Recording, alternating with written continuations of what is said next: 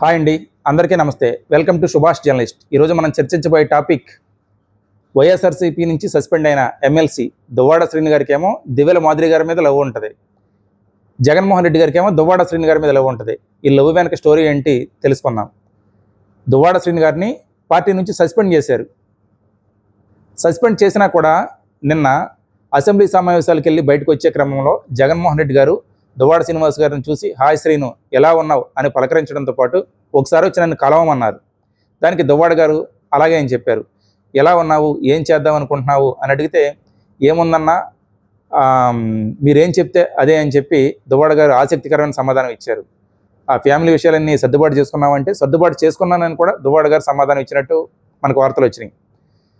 వాస్తవానికి జగన్మోహన్ రెడ్డి గారికి ఎవరి మీదైనా కోపం ఉంటే అది అపోజిషన్ వాళ్ళు కావచ్చు, సొంత పార్టీ వాళ్ళు కావచ్చు, వాళ్ళని అస్సలు మాట్లాడచ్చరో, వాళ్ళ మీద అస్సలు ఆప్యాయత చూపించరు, దగ్గరికి కూడా తీసుకోవడానికి ఇష్టపడరు. మరి పార్టీ నుంచి సస్పెండ్ అయినా కూడా దువ్వాడ గారిని ఎందుకు అంత ఆప్యాయతతో ప్రేమతో పలకరించారు? పైగా పార్టీ తరపున వాయిస్ వినిపించు, నువ్వు పార్టీ తరపున మాట్లాడని కూడా చెప్పారు. మరి ఎందుకు చేశారంటే ఇదే ఆసక్తికరమైన కారణం. ఒకసారి దువ్వాడ శ్రీనివాస్ గారి గురించి వెనక్కి వెళ్ళి చూస్తే దువ్వాడ శ్రీనివాస్ గారు శ్రీకాకుళం జిల్లాలో బలమైన కాళింగ సామాజిక వర్గానికి చెందినటువంటి నేత. అంటే 20 సంవత్సరాల క్రితం ఆ కమ్యూనిటీలో యువకుడిగా ఉండడంతో తిరుగులేని క్రేజ్ ఉండేది. దువ్వాడ గారికి తిరుగులేని క్రేజ్. 2009లో ప్రజారాజ్యం నుంచి పోటీ చేసినప్పుడు 3వ స్థానంలో ఉన్నారు దువ్వాడ గారు, 36,000 ఓట్లు వచ్చినాయి. 2014లో అచ్చెన్నాయుడు గారి మీద పోటీ చేశారు. అప్పుడు తెలుగుదేశం పార్టీ అధికారంలోకి వచ్చింది. అచ్చెన్నాయుడు గారు లాంటి బలమైన నేత ఉన్నా కూడా కేవలం 7,000తోనే గెలిచాడు అచ్చెన్నాయుడు గారు. దువ్వాడ గారు ఓడిపోయింది 7,000. అంటే దువ్వాడ గారికి ఆ టైంలో రాజకీయంగా పీక్ స్టేజ్లో ఉన్నారు. ఏ స్థాయిలో క్రేజ్ ఉందో, ఎంత గట్టి పోటీ ఇచ్చారో తెలుస్తోంది. 2019కి వచ్చేసరికి ఎంపీగా పంపించారు. పాపం ఎంపీగా గట్టి పోటీ ఇచ్చి రామ్మోహన్ రెడ్డి గారి మీద 6,000తో ఓడిపోయారు దువ్వాడ శ్రీనివాస్. అంటే ఓడిపోవటానికి కారణం ధర్మాన సోదరులు సహకరించలేదన్న ఆరోపణలు కూడా అప్పట్లో వచ్చాయి. దువ్వాడ గారు ఈ విషయాన్ని జగన్మోహన్ రెడ్డి గారికి కంప్లైంట్ చేయటం, అందుకే జగన్మోహన్ రెడ్డి గారు ధర్మాన ప్రసాదరావు గారికి ఫస్ట్ టైం మంత్రి పదవి ఇవ్వకపోవడానికి కారణం అని కూడా అంటారు. కట్ చేస్తే 2024 ఎన్నికలకు వచ్చేసరికి మళ్ళీ ఎంపీగా పక్కన పెట్టి దువ్వాడ గారిని తీసుకొచ్చి అచ్చెన్నాయుడు గారి మీద పోటీ చేశారు. సరే, మొన్నంటే వైసీపీ ఘోరంగా ఓడిపోయింది. తెలుగుదేశం పార్టీ కూటమి వేవ్లో 34,000 ఓట్లతో దువ్వాడ ఓడిపోయారు. అయినా సరే ఆ తర్వాత ఫ్యామిలీ రాజకీయాలు రచ్చకెక్కాయి. భార్య వాణి గారితో విభేదాలు, ఇటు దివ్యల మాదిరి గారు వైఎస్ఆర్సీపీ కార్యకర్త దివ్యల మాదిరి గారితో చట్టాపట్టాలు వేసుకుని తిరగటం, హైదరాబాద్లో ఆవిడతో కలిసి ఉండటం, బిజినెస్ చేయటం, చివరికి పార్టీ పరువు బజార్ను పడేలా ఉందని చెప్పి పార్టీ నుంచి సస్పెండ్ చేశారు.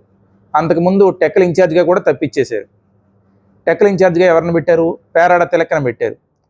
పేరాడ తిలక గారు కూడా వైసీపీ నుంచి ఒకసారి ఎమ్మెల్యేగా, ఒకసారి ఎంపీగా పోటీ చేసి 2 సార్లు ఓడిపోయారు. మళ్ళీ ఆయన్ని తీసుకొచ్చి పెట్టారు. ఇక నిన్న మరి జగన్మోహన్ రెడ్డి గారు ఎందుకు ఆప్యాయతతో మాట్లాడారు అంటే, కాళింగ సామాజిక వర్గం అంటే శ్రీకాకుళం జిల్లాలో కీలకమని చెప్పుకున్నాం కదా. ఆ సామాజిక వర్గంలో కనీసం దువ్వాడ శ్రీనుల దూకుడుగా పనిచేసే నాయకుడు వైసీపీలో ఎవరో కనిపించడం లేదు. గత 10-15 సంవత్సరాల నుంచి చూసుకున్నా ఎవరో పేరాడ తిలకని తీసుకొచ్చారు, ఫెయిల్ అయ్యారు. ఇప్పుడు తమ్మినేని సీతారాం గారు సీనియర్ అయిపోయారు. ఆయన వారసుడు కూడా అంత యాక్టివ్గా ఏదో దువ్వాడ శ్రీనివాస్ లాగా ఒక జిల్లాలో కాళింగ సామాజిక వర్గంలో క్రేజ్ తెచ్చుకున్న నేతగా అయితే ఎదగటం లేదు.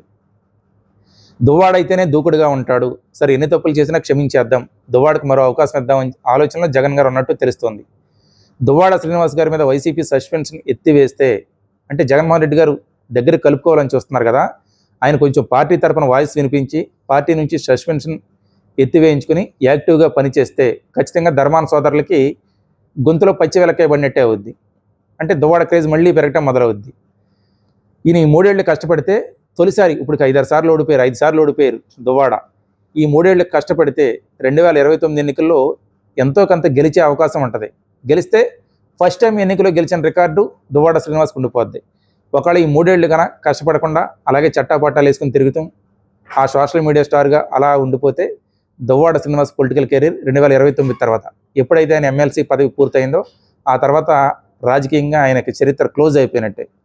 లేదు, జగన్మోహన్ రెడ్డి గారి దగ్గరతో క్లోజ్ అయ్యి పార్టీ నుంచి సస్పెన్షన్ ఎత్తివేయించుకుని బాగా కష్టపడితే 2029 ఎన్నికలు గెలిచే అవకాశం అయితే దువ్వాడ గారికి ఉంటుంది.